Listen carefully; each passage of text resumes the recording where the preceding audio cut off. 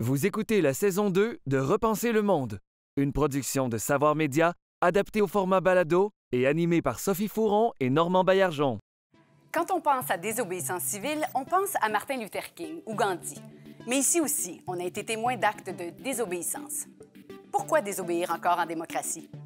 Bienvenue à Repenser le monde.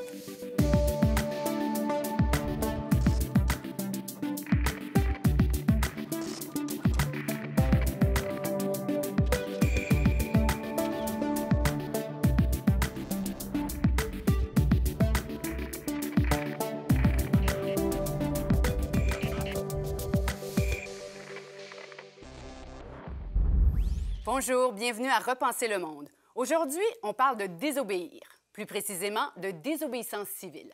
Pourquoi le faire? Quand est-ce que c'est justifié de le faire? Et quand est-ce que ce ne l'est pas? Pour en discuter, je vous présente à l'instant nos invités. Elsa Kephart, cinéaste et cofondatrice de la branche québécoise d'Extinction Rébellion.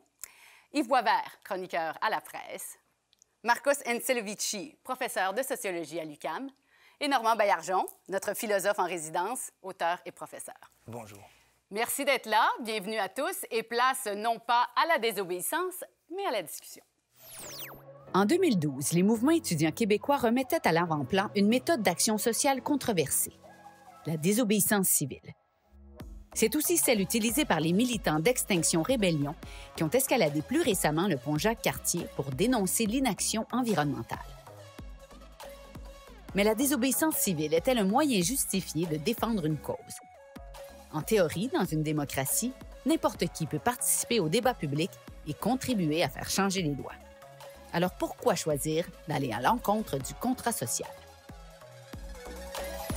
Normand, le concept de désobéissance civile, ça date pas quand même des manifestations étudiantes de 2012. Non, tout à fait. Quand on pense désobéissance civile, on pense à Gandhi, aux suffragettes, au Boston Tea Party, à l'assaut contre le Capitole en 2021. Mais la réalité est beaucoup plus ancienne que ça. L'Antigone de Sophocle, la pièce de théâtre, traite de désobéissance civile. Dans l'histoire des idées, on va beaucoup référer à Socrate, qui est condamné à mort pour ne pas avoir cru aux dieux de la cité, et ça fait encore débattre. Et le mot lui-même date du 19e siècle. Alors, c'est Henry David Thoreau, le philosophe américain, qui refuse de payer ses impôts parce qu'il a l'impression qu'il va appuyer une guerre qu'il juge injuste contre le Mexique et qu'il va appuyer une loi facilitant le retour des esclaves en fuite au nord vers le sud. Et il écrit un essai, Désobéissance civile, pour défendre cette position-là. C'est dans cet essai qu'il dit un mot que Michel Chartrand aimait beaucoup citer, je vais vous le rappeler. « Sous un gouvernement qui emprisonne quiconque injustement, la véritable place d'un homme juste est aussi en prison. » Et ça, je pense, ça place le dossier de la désobéissance civile. La place d'un homme juste est en prison. C'est quand même intéressant, ça. Marcos, je suis sûre que vous aimez ça un peu. Oui, je pense que ça soulève un des points centraux de la désobéissance civile, à savoir la distinction entre la justice, la morale d'un côté, et la loi. Et que l'un ne va pas forcément avec l'autre. Et la désobéissance civile suppose, comme son nom l'indique, de désobéir, mais ça se fait généralement publiquement.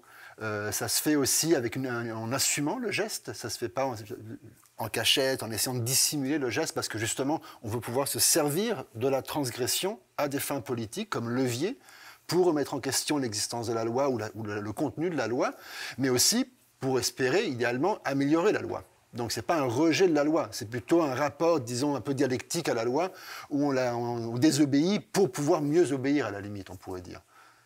Elsa, pour vous, la définition de désobéissance civile, est-ce que c'est la même que celle que Marcos vient d'énoncer? Pas exactement. Je dirais que, en premier, j'aime bien faire la distinction entre désobéissance civile et action directe parce qu'il y a plusieurs facettes dans la désobéissance civile et l'action directe peut aussi transgresser, mais sans être illégale.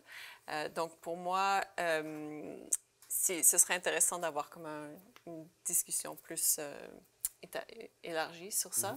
Par exemple, moi, j'aime beaucoup l'exemple de ACT UP des années 90, des groupes LGBTQ qui voulaient forcer que le gouvernement fasse des tests pour trouver un vaccin sur le sida. Et ce qu'ils ont fait, c'est qu'ils dérangeaient la société. Ils n'allaient pas nécessairement faire des gestes illégaux, mais ils faisaient vraiment des gestes perturbateurs. Donc, pour moi, ce qui est important, c'est pas nécessairement de désobéir à la loi, mais c'est de perturber la société, de perturber le sens moral, comme on a une société qui pense que par exemple, je prendrais l'exemple de Extinction Rébellion, qu'on a assez de temps en disant qu'en 2050, on peut être carboneutre, mais nous, ce qu'on dit d'après la science, qu'on n'a pas assez de temps, que c'est en 2030. Donc, il faut placer cet objectif, placer cette discussion dans la société et faire changer la pensée de la société. Et nous, ce qu'on pense, c'est que souvent de faire un geste transgressif est une façon plus rapide de faire changer la moralité ou la pensée sociale. Mais il y a quelques critères de base, je pense qu'on peut s'entendre là-dessus. Yves? Comme disait Marcos tantôt, ça doit être assumé, c'est-à-dire qu'on sait qu'on volontairement, on transgresse une loi pour un bien supérieur éventuel.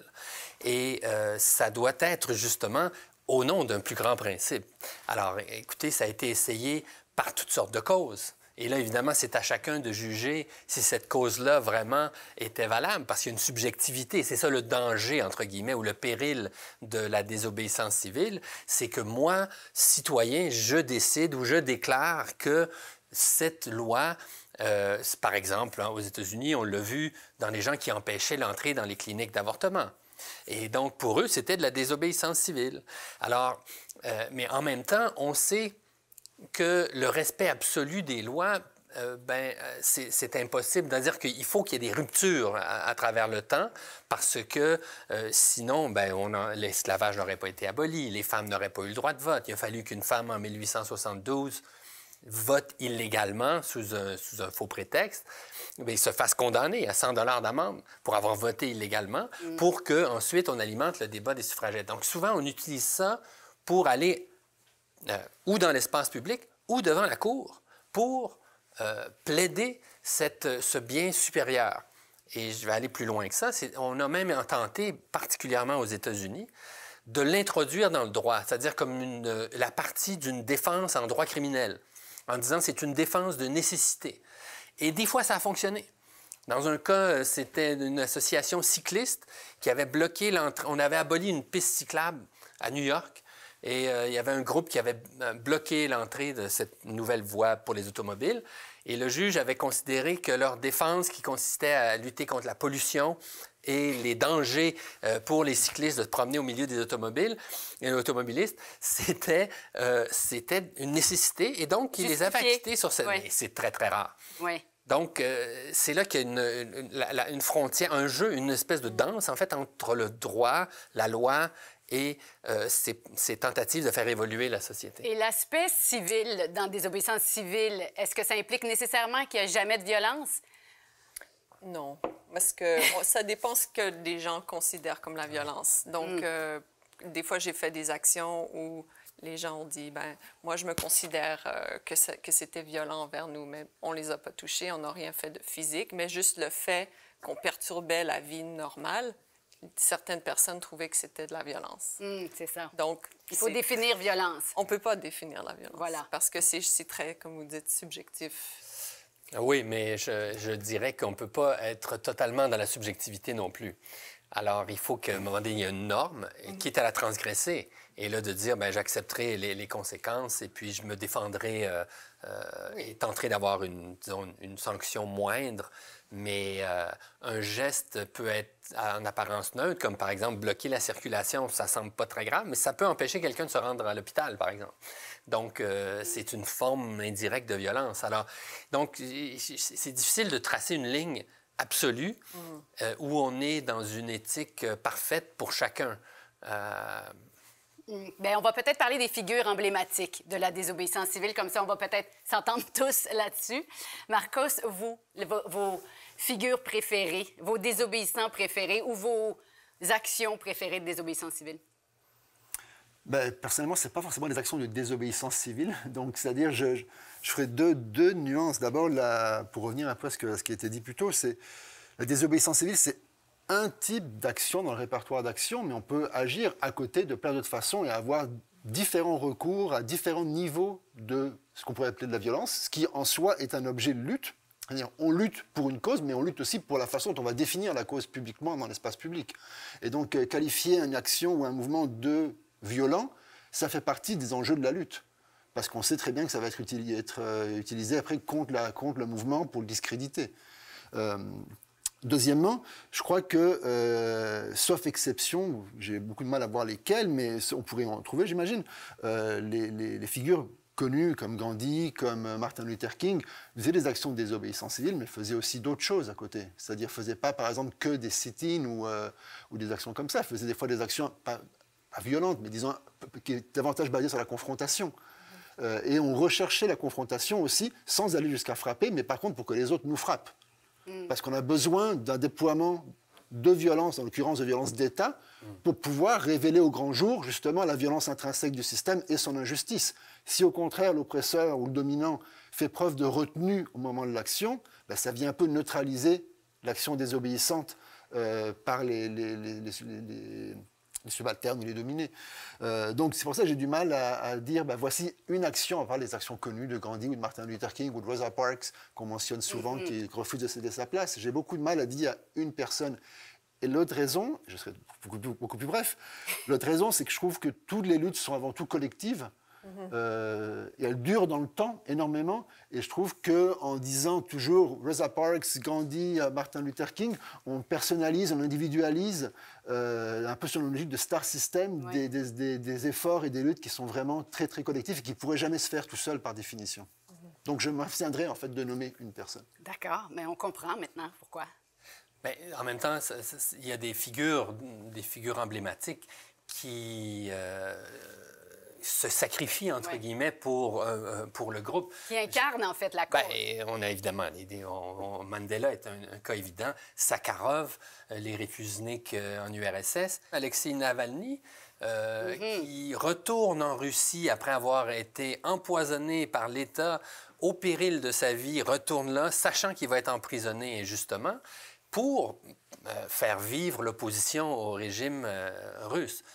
Mais là, en même temps, en fouillant un peu, on voit que ça peut être revendiqué par toutes sortes de gens. Au nom, justement, en reprenant les principes de Thoreau, il y a un type qui s'était fait arrêter pour excès de vitesse. Il a plaidé la désobéissance civile en disant qu'il ne voulait pas payer de taxes parce qu'il était contre telle ou telle politique du gouvernement québécois. Ça n'a pas fonctionné. Bon. Parce qu'on peut être en désaccord avec plein de choses aussi. Alors, mais évidemment, ça ne représente pas nécessairement de la désobéissance civile. C'est aussi qu'on a aussi des mécanismes juridiques de contestation des lois elles-mêmes avec la Charte des droits.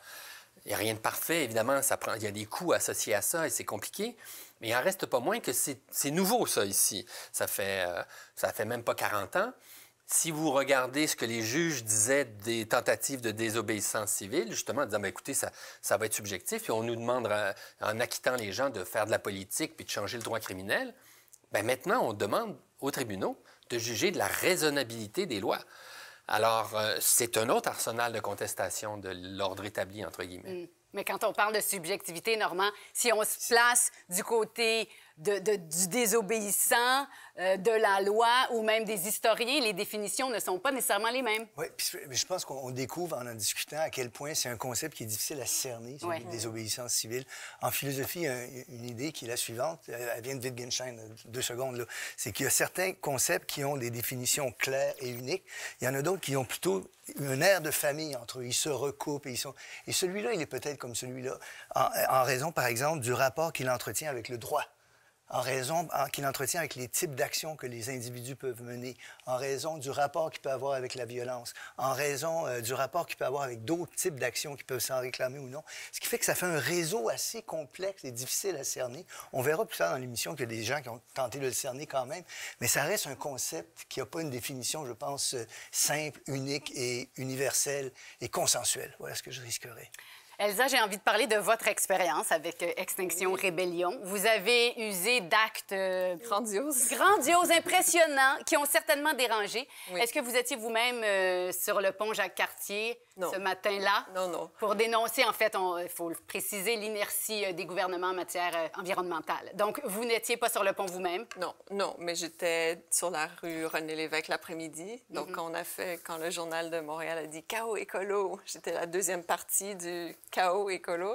Non, mais j'étais au courant de l'action du pont. Ça ne veut pas dire que je l'ai organisée. Oui. Parce qu'il faut vraiment que je ne veux pas être inculquée d'organisation.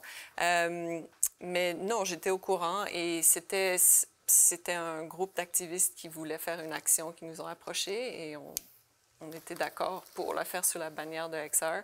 Et ça a donné que partout à travers le Canada, ce jour-là ou cette semaine-là, on allait faire des actions qui ciblaient des ponts. Pourquoi est-ce que vous avez choisi, en fait, vous avez accepté d'embarquer? Parce que ça nous semblait la plateforme la plus connue et vue pour propager un message d'urgence, qui est que l'urgence d'agir et que l'inertie des gouvernements va causer la mort de millions, sinon de milliards de personnes. Donc, on pensait que peut-être de déranger quelques heures le matin, ça vaudrait la peine. Bien sûr, il y a des gens qui étaient en désaccord, mais c'est ça, la désobéissance civile, c'est pas clair et net. Et nous, on a fait ça pour justement provoquer le débat dans la société. Et je pense que ça a marché, parce que de provoquer un débat sur cette question a marché. Si c'était à refaire? Ah oui, c'est sûr. Bien, c'est pas moi qui ai été accusée, donc je pourrais pas dire, je peux pas parler pour les grimpeurs parce que je sais que ça a été très difficile pour eux. Mais pour vous, c'est nécessaire, ce genre d'action, de désobéissance ou de... Oui, ça provoque une coups d'éclat, dans la société quand on parle de changement climatique, de chaos écologique, qui va amener la mort de milliards de personnes, sans doute, dans les 100 prochaines années. Pour moi, c'est légitime, oui. Et vous parlez de chaos écolo avec le sourire. Parce que j'adorais ce headline. Oui. Chaos écolo! J'adore le Journal de Montréal. Fier du chaos écolo. C'est H-A-O-S, pas K-O. Oui. En fait, dans les années 80, il y avait beaucoup de manifestations contre le déploiement nucléaire aussi, en Europe en particulier, mais aux États-Unis aussi. Et il y a eu beaucoup de gens qui ont été accusés soit d'occuper des locaux de compagnies militaires ou ainsi de suite, ou des installations à travers l'Europe. Et aux États-Unis, ça a été plaidé aussi, justement, en mettant en contraste la banalité disons, le désagrément d'une occupation ou de bloquer une rue versus la menace d'un hiver nucléaire ou d'une explosion nucléaire. Alors évidemment, dans les deux, on pourrait, à ce compte-là, toujours se faire pardonner, mais là, les tribunaux qui se sont fait proposer ça ont dit il faut que ce soit un danger imminent. Alors donc, ces gens-là n'ont pas réussi, disons, à se faire acquitter devant les tribunaux, mais si on y repense, il y a eu quand même, disons, le but, c'était pas d'être acquitté, mais d'attirer l'attention. Et effectivement, il y a eu des traités par la suite de dénucléarisation. On est loin d'avoir réglé le problème, mais... Ça fait évoluer quand même. Il y a un impact à long terme, et c'est à ça, je pense, que vous vous attaquez, si je peux dire. Je ne veux pas vous faire parler, là, mais... C'est pas vous c'est pas vous qui étiez sur le pont. Non. Pas cette fois-là. Ni dans la voiture non plus. Je pense qu'il y a quelque chose d'important à mentionner, c'est l'idée de la fenêtre d'Overton. Je ne sais pas si vous connaissez, ou peut-être les auditeurs et auditrices ne connaissent pas, c'est qu'il y a une pensée dans la société, par exemple, fumer la cigarette, qui est acceptable. Et là, par des moyens tels la désobéissance civile ou les lois, ou la fenêtre se pousse et devient inacceptable. Donc, c'est maintenant inacceptable de fumer dans les bars. Et ce que j'ai appris quand j'ai commencé à faire des recherches sur la désobéissance civile, c'est que cette fenêtre d'Overton est très importante parce que ça change les mentalités des gens. Et donc, des fois, on peut dire que est-ce qu'une action a réussi ou non, mais si elle a commencé à pousser la fenêtre d'Overton, donc ça, elle-même, ça a réussi. Oui, c'est quand même une réussite. Juste un peu. Si vous faisiez des Maintenant- sondages sur Martin Luther Oui. King dans les années 60, Ben aux oui, c'est États-Unis, Non. les gens n'auraient pas voulu qu'il y ait une journée de congé en son nom Complètement. 50 ans plus tard. Mais oui, et même chose pour les suffragettes. Vous écoutez Repenser le monde, animé par Sophie Fouron et Normand Baillargeon, avec Marcos Ancelovici, Yves Boisvert et Elsa Kepart. Que ce soit les droits des animaux, la protection de l'environnement, la lutte contre la ségrégation raciale ou la violence faite aux femmes, les causes qu'embrassent ceux qui pratiquent la désobéissance civile ont souvent une aura de vertu. Mais quoi penser des anti-masques durant la crise sanitaire de 2020 qui se revendiquaient de Gandhi ou de Martin Luther King? Qui a le dernier mot sur le bien fondé et la légitimité des actes de désobéissance? Et enfin, comment savoir si une action de désobéissance ne va pas trop loin? Normand, la ligne entre désobéissance et obéissance n'est pas toujours très claire. Oui, puis qu'est-ce que ça signifie désobéir exactement? Quelles sont les conséquences pour les désobéissants? Ce sont des questions complexes, on l'a vu déjà. Je suggère que c'est intéressant d'y penser avec des cas avec lesquels on n'est pas d'accord. C'est extrêmement intéressant de se placer dans ces circonstances-là. Par exemple, on a évoqué ne pas porter des masques en ce moment. Ces gens-là se réclament de la désobéissance civile. Est-ce qu'on a une définition qui nous permet d'exclure ça? Bloquer un pont, c'est un cas. Mais interdire l'accès à un abattoir parce qu'on veut sauver des animaux, ou interdire l'accès à un endroit où on pratique des avortements, refuser de participer à une formation sur le racisme. Bon, voilà des cas où et c'est intéressant de penser à tout ça. Et pour un philosophe, il y a une dimension là-dedans qui est extrêmement particulière. Ça remonte à Socrate, dont j'ai parlé. Alors, Socrate est accusé, au fond, de désobéissance civile, pas cru au dieu de la cité, etc. On l'accuse et on le condamne. Et quand on le condamne, lui refuse d'admettre qu'il a fait ça. Il a suivi sa conscience. Et il est condamné à mort. Et les gens ne savent pas souvent que lorsqu'il est en prison, ses amis organisent son évasion. Il pourrait s'enfuir. Mais lui refuse. Il refuse par obéissance. Il refuse en disant « je dois obéir aux lois de la cité dans laquelle j'ai choisi de vivre ». Alors, ça soulève toute la question de qu'est-ce que c'est exactement la désobéissance civile et qu'est-ce qui s'ensuit pour les gens qui désobéissent. Ce sont, encore une fois, de vastes et complexes questions. Les anti-masques, pendant la pandémie, se sont revendiqués Bien sûr. de Martin Luther King et de Gandhi. Qu'est-ce que vous dites de ça, Elsa? Moi, je suis en désaccord parce que je trouve que justement la désobéissance civile ou ce qu'on appelle aussi l'action directe, c'est d'essayer d'agir pour le bien social. Et là, je pense qu'en refusant de porter un masque, on pénalise la société, on risque la vie des gens. Donc non, je suis en désaccord avec cette philosophie. Oui. Marcos? Oui, ben, c'est grotesque. C'est tout simplement grotesque, quoi. Prétendre que devoir porter un masque quand on sort ou on va dans un espace X, ça peut se comparer à la condition des Afro-Américains durant les lois ségrégationnistes, ou qu'on est obligé de faire son service militaire dans un contexte de guerre, ou que les femmes ne puissent pas voter ou accéder à certaines positions, versus qu'on peut porter un masque une demi-heure à l'épicerie. Prétendre que ça se met sur le même pied, c'est franchement grotesque, quoi. Donc, Et les militants qui ont envahi le Capitole? Ben aussi, et puis, mais en fait, tout le monde veut se l'approprier quand il n'est pas content d'une loi. Pas tout le monde, en fait. Les propriétaires de bars l'ont fait en France, les propriétaires de salles de spectacle, et en disant, ben là, nous, on est capable de faire fonctionner la culture en temps de pandémie, et ils en appelaient à la désobéissance civile, ouvrons des salles de spectacle malgré tout. Alors, c'est là que, évidemment, mettre sur le même pied des actions aussi fondamentales contre des injustices aussi graves qu'on a connues et l'expression, disons, d'une pure liberté égoïste, individuelle, au détriment de l'intérêt général, c'est effectivement assez grotesque.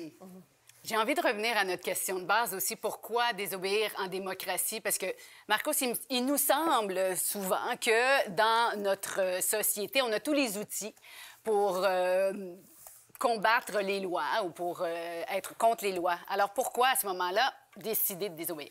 Ben, visiblement, pour plein de gens, c'est pas suffisant. Parce que sinon, ils n'auraient pas recours à ces tactiques-là, j'imagine. C'est-à-dire, généralement, je ne connais pas les motivations de toutes les personnes qui participent aux actions, mais a priori, on peut supposer qu'ils ne font pas ça pour s'amuser, puis aller passer une fin de semaine ou plusieurs mois en prison. Donc, on peut supposer qu'ils ont recours à ces modes d'action parce qu'ils ont, à tort ou à raison, estimé ou ils sont arrivés à la conclusion que d'autres voies avaient été essayées, qu'elles n'avaient rien donné, ou qu'il y a un sentiment d'urgence, ou qu'il y a des asymétries telles dans les rapports de pouvoir que, en fait, en gros, les dés sont pipés, comme on dit, c'est-à-dire que les structures sont telles que, par les voies existantes, par les institutions, en fait, on ne peut pas faire grand-chose, où il faut énormément de ressources pour réussir à faire quelque chose. Et donc, en gros, c'est ce qu'on appelle des fois il y a un politologue de Yale, James Scott, qui a écrit un livre qui s'appelle « Weapons of the Weak », donc les armes des faibles. Donc c'est un peu, je pense qu'on ne peut pas penser la désobéissance civile sans penser aussi les rapports de pouvoir et sans penser le rapport à l'État. Et généralement, en tant que groupe de citoyens et citoyennes, face à l'État, le rapport est asymétrique. Puis aussi, si on vient de milieux populaires ou marginalisés et tout, ben c'est encore plus asymétrique parce qu'on n'a pas certaines ressources ou certains réseaux et tout. Donc, je pense qu'il faut toujours garder ça en tête quand on parle de désobéissance civile. Ce n'est pas quelque chose qu'on fait comme ça pour s'amuser. Et il y a toujours eu la désobéissance, civile ou pas, mais il y en a toujours eu, et il y en aura toujours. Et c'est très bien comme ça. C'est nécessaire. Je pense qu'une vie sans désobéissance et une société sans désobéissance, d'abord, c'est pas possible, mais en plus, c'est plutôt du totalitarisme. C'est-à-dire, c'est l'idée où, en fait, tout le monde marche au pas, quoi. Voilà. Et pense pareil. C'est la Suisse? Non, c'est... Ils ont fait des super actions de désobéissance civile en Suisse récemment. Et beaucoup de référendums aussi. Mais... Les outils, parlons-en, là, les outils dans notre démocratie, parce que, est-ce que, selon vous, Yves, c'est le dernier recours, la désobéissance civile? Je pense que ça fait partie de la liste de l'acceptabilité, disons, ou de l'éthique de la désobéissance civile. Je ne vais pas écrire un traité là-dessus, mais il faut... il y a effectivement d'autres outils en démocratie de contestation des lois. D'abord, les élections. Ça existe encore. Et ensuite... Quand vous entendez ça, les élections... Non, mais... C'est peut-être pas suffisant. Je m'excuse de vous interrompre. Je commence par l'évidence. Oui. Mais aussi, la contestation judiciaire, elle s'organise parfois. C'est vrai qu'il y a un problème d'accès à la justice, mais pensez à toutes les luttes sociales qui ont avancé grâce à des contestations judiciaires ou par des gens qui initiaient des contestations, par exemple pour le mariage gay, et vous parliez de la fenêtre tantôt qui change, j'appelle ça l'opinion publique, là, mais en très peu d'années, les gens ont changé d'idée là-dessus. Après qu'il y a eu des contestations judiciaires dont on ne croyait pas vraiment qu'elles aboutiraient au départ. Ensuite, ben, vous avez aussi des gens qui font exprès, entre guillemets, pour se faire arrêter, pour contester la loi ensuite. Soit pour s'en servir comme d'un tremplin pour faire un discours au tribunal, éveiller on peut penser au 7 de Chicago, là, ou pour prouver que la loi doit être cassée. Par exemple, en matière de consommation de marijuana. Alors, il y a des gens qui faisaient exprès pour faire une contestation judiciaire. C'est allé jusqu'en Cour suprême. Ils ont perdu, mais quelques années plus tard, ben, on a vu que ça a été légalisé. C'est de plus en plus légalisé en Amérique du Nord. Donc, il ne faut pas voir ça comme d'abord comme un outil unique, effectivement, mais non plus comme une action dont le résultat est immédiat. Mais effectivement, avant d'en arriver à désobéir officiellement à la loi, ben, il y a d'autres mécanismes à l'intérieur de la loi. Oui, c'est ça. Elsa, qu'est-ce que vous pensez de ça? En théorie, c'est très bien. Oui, en théorie, mais il y a beaucoup d'autres... comment je pourrais dire? Il y a tellement de problèmes qui sont peut-être pas accessibles par des recours légaux que je pense qu'il y a certains... Je pense vraiment à une action que j'ai trouvée fantastique, mais d'autres personnes pourraient être en désaccord. Un groupe de femmes dans les années 80, je pense, en Colombie-Britannique, qui voulaient fermer des magasins porno parce qu'ils trouvaient vraiment que la porno, c'était néfaste pour les femmes. Et les hommes aussi, we can argue. Mais ils refusaient vraiment. Alors, ils ont... la chaîne de magasins vidéo s'appelait Red Hot Video Stores. Et ils ont lancé des Molotov cocktails dans les chaînes de vidéos. Et par la suite, ils ont fermé. Donc, moi, je trouve ça vraiment fantastique. J'appelle pas à la... Les cocktails Molotov... Au sabotage, là, tout le monde. Mais comme ils ont... De faire un recours pour essayer de fermer ces magasins, sans doute ça n'aurait jamais marché, mais de faire une action vraiment inflammatoire. Ouais. Explosive. Ça réussit. Donc, Mais qu'est-ce qui détermine la légitimité d'une action? personne, tout le monde. L'histoire. Il y a des gens, je suis sûre, qui sont contre ce que je viens de dire, qui pensent que c'est horrible ce qu'ont fait ces femmes. Donc, Mais elles ont réussi. elles ont réussi. Les magasins ont fermé. Oui, exact. Oui, mais Mais, disons ouais, que ces magasins-là ont fermé. Je crois qu'il y en a d'autres qui ont ouvert. Oui. là. Oui, bien sûr. Non, mais j'aime bien cet exemple parce que Ouais. je trouve que c'est quand même... percutant, ouais. C'est percutant et c'est un peu Ah ouais. poétique, mais il y en aurait plein Je suis d'autres. pas sûr que ça bien rentre, sûr. que c'est de la désobéissance civile comme je l'envisage. C'est de l'action. C'est l'action C'est une directe, forme ouais. de petite terreur aussi, parce que si vous restez en haut, peut-être vous n'êtes pas tout à fait d'accord avec en haut du magasin. S'il y a un logement, enfin, je ne sais pas. Ça me semble un peu dépasser la définition de ce qui est de la désobéissance civile. Marcos, moi, je veux vous entendre sur la légitimité d'une action. Ben, Qu'est-ce qui c'est- détermine? Encore une fois, c'est un objet de lutte. C'est-à-dire, je pense, on peut avoir des critères de base, comme par exemple ne pas prendre une vie humaine, ne pas tuer quelqu'un. Ça, a priori, j'imagine qu'on peut s'entendre là-dessus, mais on peut aussi penser à des situations d'autodéfense où on finit dans un contexte de lutte, d'altercation. Il y a des gens qui meurent. Évidemment, tout le monde souhaite généralement d'éviter tout ça, mais des fois ça arrive. Est-ce que ça veut dire par conséquent toute la cause et toute la démarche est illégitime? Je ne pense pas. Mais je pense que c'est très difficile d'avoir une règle générale parce qu'il y a tellement de variables, les situations sont tellement particulières qu'on ne peut pas décréter tel genre d'actions sont toujours légitimes ou tel genre d'actions ne seront jamais légitimes. Et en plus, avec l'histoire, notre regard change. Et après, on a une mémoire sélective. On retient certaines choses, pas d'autres. Puis quand on pense aux suffragettes, on dit elles s'enchaînaient au Parlement, ou elles votaient illégalement, se déguisant en homme ou quoi. Mais elles utilisaient aussi des bombes incendiaires, et elles caillassaient, et elles faisaient de l'action directe violente. Et elles le revendiquaient, et elles l'assumaient. Et sans ces actions violentes, en plus des actions non violentes, elles n'auraient pas eu ce qu'elles ont eu. Pour vous, ça va ensemble. C'est indissociable d'avoir des actions violentes qui font partie de ce mouvement. Sinon, Pas nécessairement. nécessairement. Je ne dis pas qu'il faut toujours avoir recours à Oui. des modes d'action violente. Puis après, ça dépend dans quelles circonstances, pour faire quoi, et puis quel niveau de violence, et en visant qui et tout. Donc, on ne peut pas généraliser. Mais je pense qu'il n'y a jamais un mouvement, quel que soit le mouvement, c'est jamais une action, c'est toujours une multitude d'actions qui peuvent inclure des actions violentes, mais qui s'insèrent dans une logique, une stratégie plus vaste, et puis ça dure dans le temps. Les suffragettes, ça a été des décennies et des décennies de lutte. La question des droits homosexuels, LGBTQ, c'est des décennies de lutte. La question environnementale, c'est plus d'un siècle de lutte. La question raciale, c'est plus d'un siècle de lutte.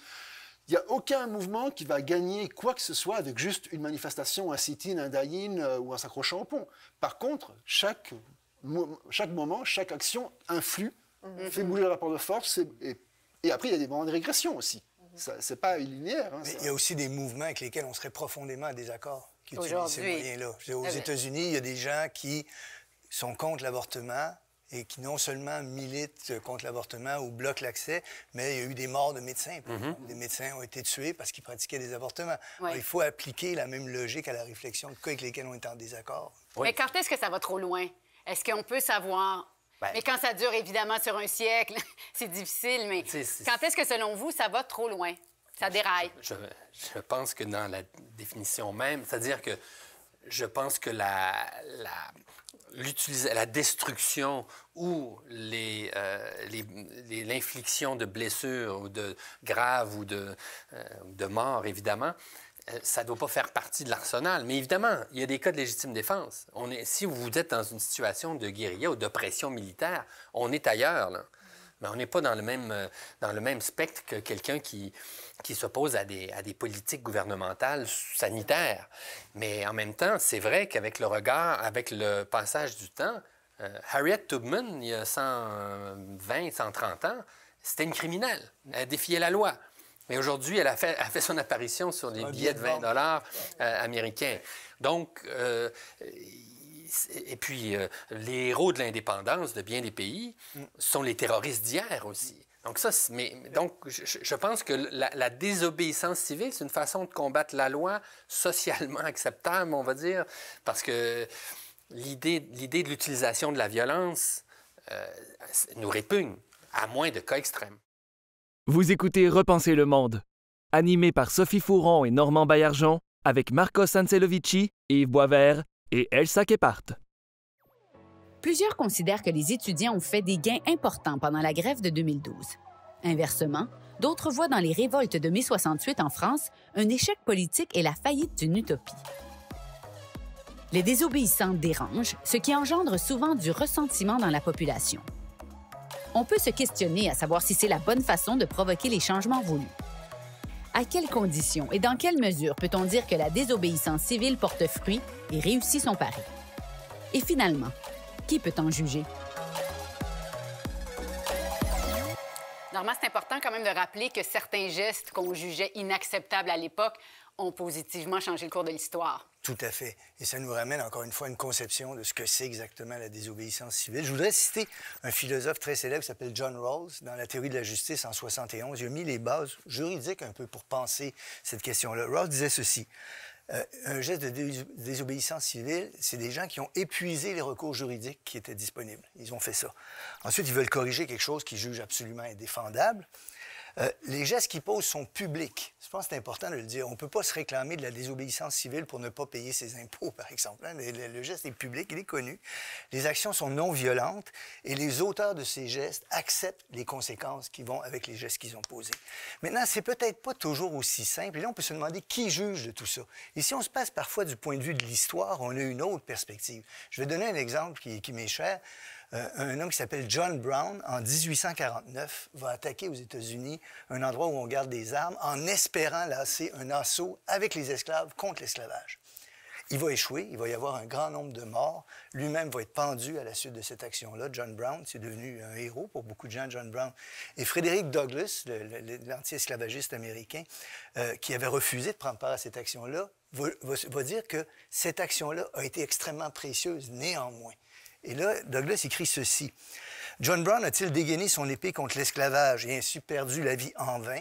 À cela, je réponds 10 000 fois non. Si John Brown n'a pas mis fin à la guerre qui a mis fin à l'esclavage, il a au moins commencé la guerre qui a mis fin à l'esclavage. » Et là, si on se place du point de vue de l'histoire, on a une toute autre perspective. Ouais. Faudrait tout voir toujours du point de vue de l'histoire. Mais on aime bien analyser les choses qui viennent de se passer. Elsa, qui juge du succès ou de l'échec d'une action de désobéissance civile? L'histoire. C'est l'histoire, encore une fois. Oui, absolument. Parce que un très bon exemple, c'était le Occupy Wall Street, que tout le monde pourrait dire, au final, c'était un échec. Mais, encore une fois, ils ont changé la mentalité pour vraiment mettre dans la conscience populaire l'idée des 1 %. Je pense que sans Occupy, on ne serait pas rendu compte à quel point l'Amérique et le monde est contrôlé par des très petites minorités fiscales. Et des fois, on pense que des gens n'ont pas réussi, mais 10 ans plus tard, on voit les conséquences. Marcos, qu'est-ce que vous en dites? Ben, ça dépend toujours quelle période on va utiliser, parce qu'on peut dire effectivement Occupy a réussi à mettre la question des inégalités dans l'espace public. 5 ans plus tard, Trump gagnait les élections. Donc à ce niveau-là, ça dépend. Et pourtant, Trump, c'est le 1%, avec toute la grossièreté qui peut l'accompagner. Donc c'est pour ça, ça dépend toujours qu'est-ce qu'on va prendre comme critère. Et je crois on ne peut pas dire que les mouvements se réduisent à un objectif, à une cause, et il n'y a pas une façon d'évaluer leur impact. Il y a des questions des politiques publiques, des lois et tout. Il y a la culture qui change. Et à ce niveau-là, souvent en mai 68, on n'a pas changé beaucoup de lois, mais la culture politique française a été transformée par mai 68. Et puis les individus qui participent voient leur vie transformée, souvent par la participation, parce que ça devient un engagement très important, leur réseau d'amitié, amoureux, professionnel, tout change, et leur vie est transformée. Et je crois que quand on parle de l'impact de ces mobilisations, il faut poser aussi la question inverse. Est-ce que les choses seraient mieux s'il n'y avait pas eu de mobilisation? Est-ce que sans désobéissance, le monde se porterait mieux? Est-ce que si tout le monde obéissait, on se porterait mieux? On peut en douter aussi. Et donc, à ce niveau-là, je crois que la question de la désobéissance, il faut la formuler dans l'autre sens aussi. Pourquoi obéit-on si souvent? Pourquoi se conforme-t-on si souvent? Et cette question-là, je trouve, elle est encore plus importante parce que, généralement, la majorité des gens obéissent. Même quand ils ne devraient pas. Ils obéissent. C'est pour ça qu'il y a des fois, il y a des massacres, il y a des choses incroyables qui se passent et tout le monde se demande mais pourquoi personne n'a rien fait? Et pourquoi, justement? Avez-vous une réponse? Ben, souvent, c'est la peur, parce qu'il y a des sanctions. Des fois, c'est la socialisation, le conditionnement. Il peut y avoir plein de facteurs. Ça dépend des régimes dans lesquels on vit. Ça dépend des régimes. Oui. Puis je crois que c'est facile, avec le recul, de dire « Ouais, franchement, ils auraient pu faire ça. Moi, j'aurais... » Bon, quand on y est soi-même confronté, ça se passe différemment, quoi. Donc, je crois qu'il faut être plutôt modeste quand on évalue le comportement des gens. Mais il faut quand même juger aussi qu'il y a des moments dans l'histoire, et pas juste dans l'histoire, aussi dans notre quotidien, où les gens se conforment, les gens obéissent. Et se taisent, oui. Ils devraient au moins se poser la question et s'interroger sur l'obéissance. Il y a une expérience que vous connaissez sans doute, célèbre en psychologie, qui s'appelle l'expérience de Milgram, où on demande à des gens de donner des chocs électriques. On leur indique qu'il pourrait arriver à partir de telle quantité de chocs, les gens souffrent beaucoup puis même meurent. Et les gens qui ont fait cette expérience-là, je ne donnerai pas de chiffres parce que je ne les ai pas de mémoire, mais ont été stupéfaits de voir le degré de conformisme et d'obéissance, allant jusqu'à donner des chocs électriques pouvant causer la mort aux gens qui devaient répondre à des questions. Donc, il y a ce danger d'une obéissance qui est si grande et si consensuelle qu'elle empêche de réagir, même dans un cas comme l'expérience de Milgram, c'est très frappant parce qu'on est dans un laboratoire, on te dit simplement « donne un nouveau choc », la personne s'est trompée. Évidemment, c'est un comédien devant, là, mais on croit vraiment. Oui, tout est beaucoup plus clair en regardant l'histoire à rebours, mais sans aller dans les exemples extrêmes des bureaucrates nazis, parce que c'était leur défense. Eichmann, j'obéissais aux ordres. Dans les petits scandales qu'on a pu avoir ici, on arrive, qui ont donné lieu à la commission Gomery ou d'autres commissions d'enquête, on se rend compte que dans les hiérarchies, les gens obéissent. Parce que c'est compliqué, parce que c'est du trouble, parce que l'avancement ensuite peut être compromis, parce qu'être ce qu'on appelle un whistleblower ou un sonneur d'alarme, c'est parfois mettre sa vie entre parenthèses. C'est compliqué. Même si on va être un héros 20 ans plus tard dans les médias. Et donc, c'est naturel d'obéir. Et donc, c'est aussi intéressant de voir qu'on obéit 20 ans ou 50 ans plus tard à ce qui est devenu une norme, que certaines personnes plus visionnaires ou plus courageuses aussi ont vu ou ont décidé de faire avec un coût personnel aussi, parce que ne pas obéir, ça comporte un coût personnel. L'opinion publique, est-ce que c'est absolument essentiel d'avoir les gens derrière nous pour que ça réussisse? Ça dépend du pourcentage. C'est parce que ça se peut que s'il y a trop peu de gens qui sont en désaccord, donc l'action sera inutile. Mais donc, je pense que c'est vraiment un numbers game. Je dirais, c'est un jeu de chiffres. Oui. Parce que je connais un cas vraiment célèbre, c'est des activistes qui voulaient fermer un laboratoire de tests contre les animaux. Ils étaient tellement, ça s'appelait le Stop Huntington Animal Cruelty, c'était tellement efficace dans leur méthode, parfois un peu perturbante, qu'ils ont fermé cet laboratoire. Mais parce qu'ils ont réussi, on les a mis en prison. Et personne ne savait qui ils étaient. Il n'y a eu aucune personne qui voulait plaider leur cause parce que l'opinion publique était négative. Parce que, oui, ils ont réussi, mais en terrorisant des gens associés à ce laboratoire. Donc, si l'opinion publique aurait été en leur faveur, peut-être que ça n'aurait pas abouti à 5 ans de prison pour ces activistes. Mais comment on fait pour avoir l'opinion publique? Mais je pense aussi, on voit toute la complexité aussi de ce concept de désobéissance civile, parce que c'est pas uniquement des actions, c'est aussi du militantisme. C'est-à-dire qu'on espère convaincre les gens que la cause pour laquelle on se bat est juste. Et si on commence en ayant très peu de gens qui sont d'accord avec nous parce que c'est impopulaire ou c'est pas historiquement dans l'histoire de la société dans laquelle on se trouve, c'est pas présent, on vise aussi à convaincre, on vise aussi à expliquer, on vise aussi à donner des raisons. Donc, il y a un travail de militantisme qui concerne, un travail d'éducation. Je dirais un travail de communication aussi. ça prend des gens qui sont capables de faire passer le message pour que les gens suivent. Marcos, vous, au sujet de l'opinion publique? Oui, d'abord, on ne peut pas l'ignorer, mais ce n'est pas quelque chose de statique. C'est dynamique et les actions contribuent à la transformer, en tout cas potentiellement. Et donc, je crois que si on prend comme critère, il faut qu'on ait l'opinion publique derrière nous pour faire quelque chose, là, on peut se demander, parce qu'on a vraiment besoin de faire quelque chose dans ce cas-là. Mais souvent, au point de départ, l'opinion publique est contre nous. Et il s'agira petit à petit de la convaincre, puis d'expliquer, puis de débattre, d'amener dans le débat public des questions qui ne sont jamais posées, des sujets dont on ne discute jamais. Et ça, je pense, c'est un des rôles aussi des gens qui militent. Je me souviens d'avoir rencontré l'avocat des Pussy Riot en Russie. Il défendait aussi des militants écologistes. Et il perdait toutes ses causes, d'ailleurs. Et d'interroger aussi les gens dans la société. Et la cause LGBTQ en Russie, c'est pas très avancé. Alors, si vous pensez juste à l'opinion publique du moment, bien, effectivement, il n'y en a pas besoin de désobéissance, puisque à ce moment-là, si l'opinion publique est favorable, le gouvernement va faire des lois en conséquence. Alors, il faut l'évaluer dans le temps. Maintenant, il ne faut pas penser que le résultat judiciaire va être la conclusion de l'action elle-même.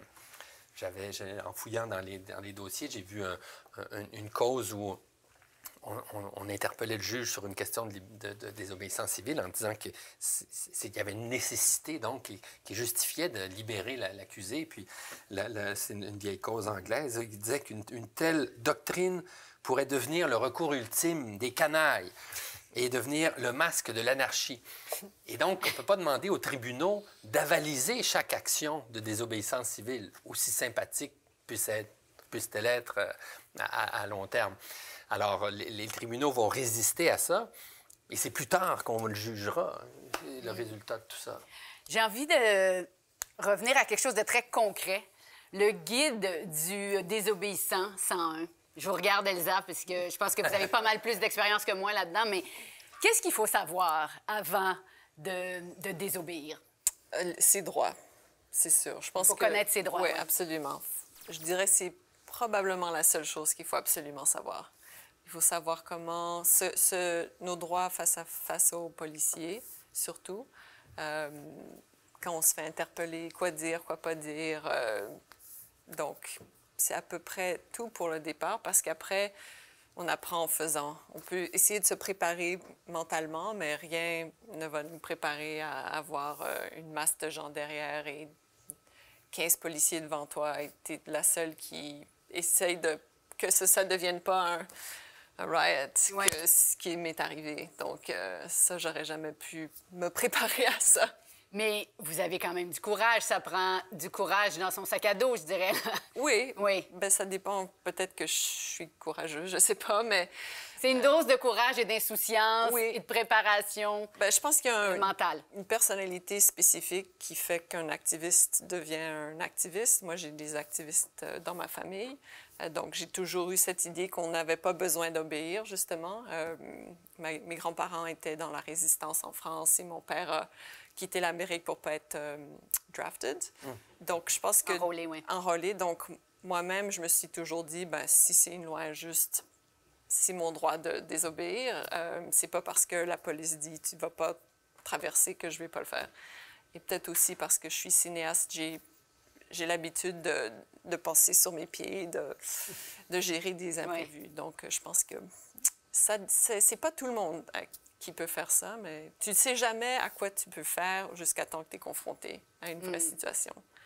Marcos, est-ce que vous avez des conseils pour les désobéissants de venir? Oui, bien, effectivement, d'abord ses droits. Mettre écrit un numéro d'avocat sur le bras, tout ça aide toujours, on ne sait jamais.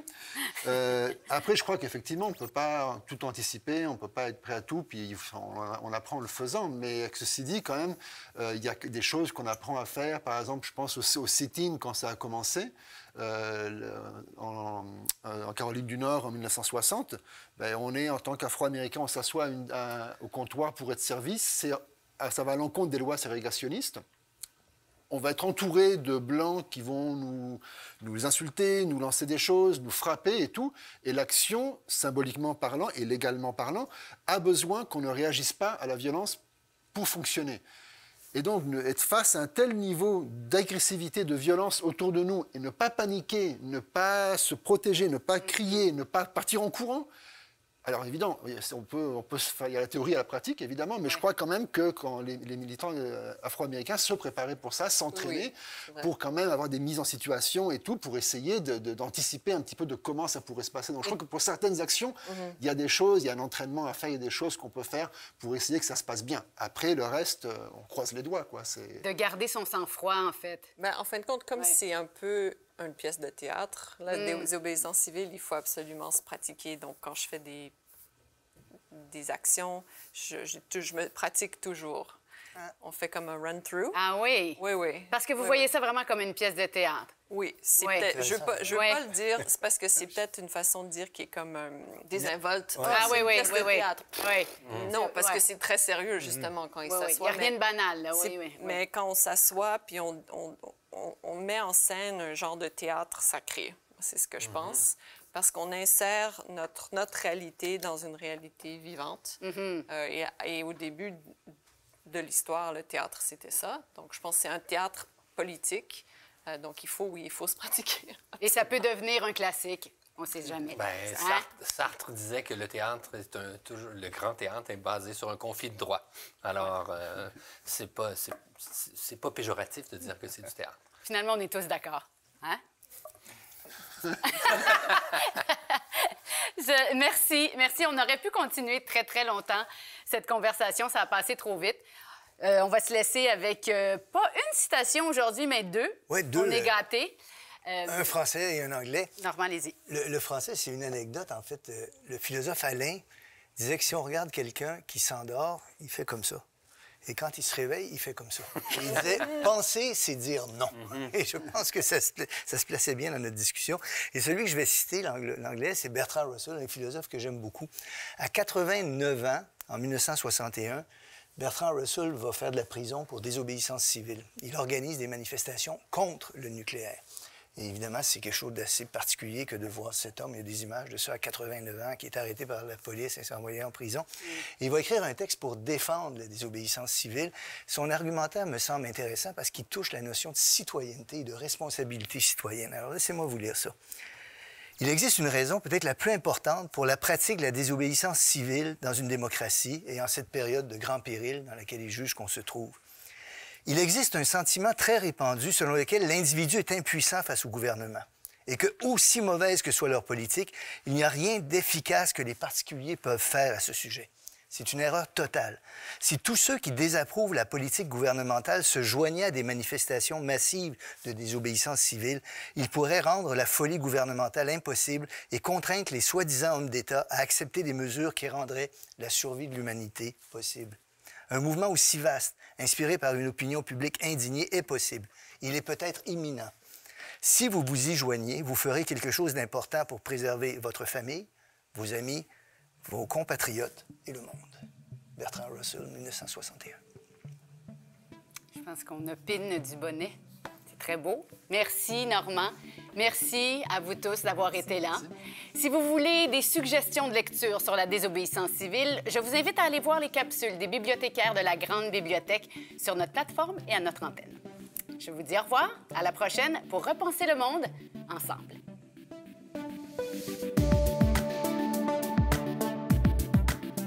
C'était Repenser le monde, une série adaptée au format balado, animée par Sophie Fouron et Normand Baillargeon, avec Marcos Ancelovici, Yves Boisvert et Elsa Kephart.